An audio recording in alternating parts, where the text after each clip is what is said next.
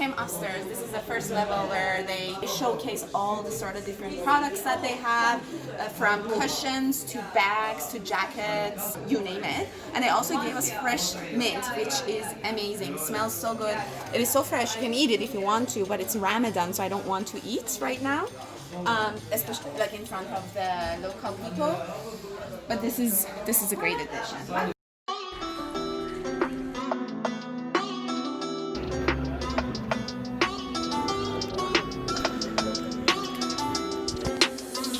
Morocco, baby.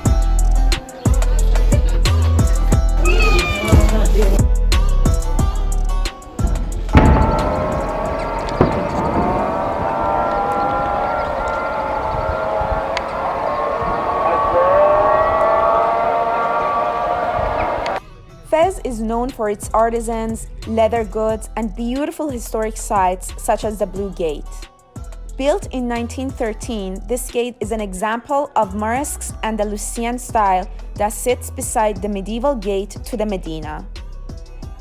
The Medina of Fez is one of the best examples of a medieval town. This part of town has close to 10,000 streets, most of which are so narrow that only donkeys or motorcycles can pass through. You can easily get lost in these streets and wander past workshops, spice shops, or even see locals extracting Argan oil. People are so nice in here. We got a cab to come to one of the tanneries, and there is only up to a certain point that the cab driver could drop us off. And after that we had to walk, so he talked to a kid for the kid to give us directions. We are right now walking through some sort of bazaar or market. People are absolutely nice in here, and we are experiencing a very authentic look and feel of Fez. Okay, so I am right now on the terrace, and behind me you can kind of see the tanneries. So those are the wells that they dyed the leathers in, they wash them, they process them. The smell is not good, I must say, but you get an original experience and exposure to how these leather goods are being made. I've got such a hard time breathing and speaking, but let's take a look to see how the process is being done. While many tourists visit the Chouara tannery, we ended up at Sidi Moussa, the smaller of the two tanneries in Fez, also the less touristy one, where we got to observe how the leather goods are processed with techniques from medieval times. Many visitors choose to see the tannery from the shops or from the balconies around it. But we, as curious tourists, went into the lot with our open-toe shoes and got a glimpse of the process. If you're planning to do so, we definitely recommend proper shoes and perhaps get the mint first, then go to the tannery.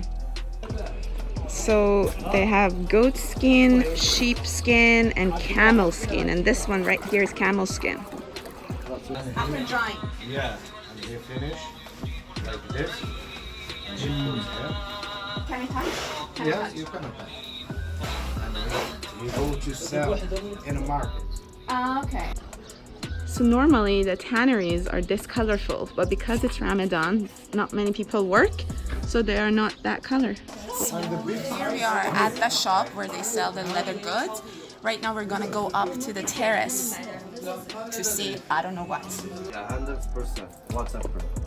And it doesn't even go inside the stitches? It doesn't go inside because it's doubled, so layers. Oh. And also, even if you wash it, don't be afraid about your color, because you will never ever lose your jacket's color. Any color, it doesn't matter. Any color, it stays 1 week in the color in bed.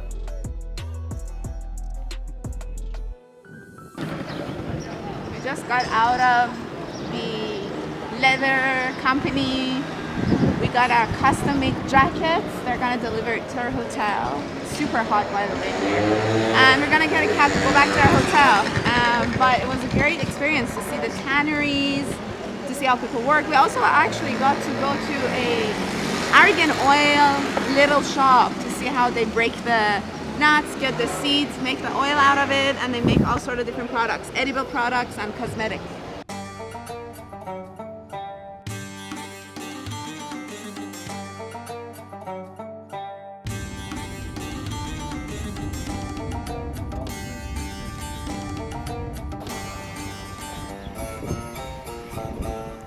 Chefchaouen is a mesmerizing, beautiful town that is 100% worth the 4-hour drive. This unending beauty is located in northwest of Morocco, and the best way to get to it is from Fez or Tangier. We had arranged a van to pick us up from Fez and drive us through the untouched vast nature of Morocco and to get us to the Blue City.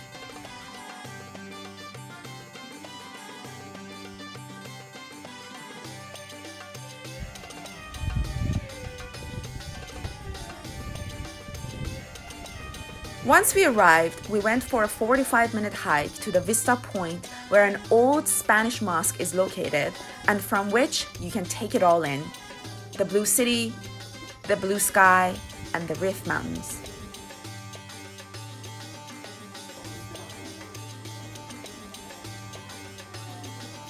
The blue makes it so serene.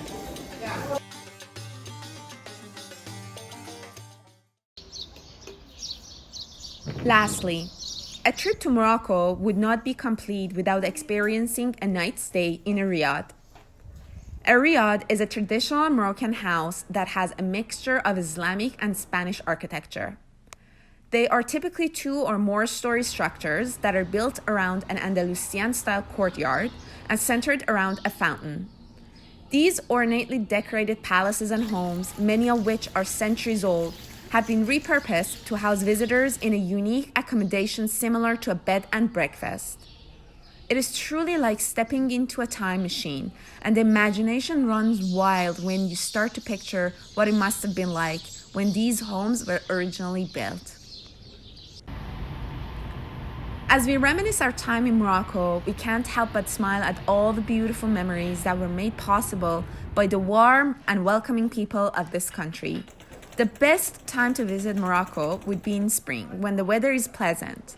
But on top of that, we recommend visiting it during the month of Ramadan, especially for those who are from the Western world, as you experience something unique that touches your soul and widens your view. We had such an amazing time in Fez and in Morocco in general. It is one of those destinations that we recommend to anyone and everyone, and we would definitely be back.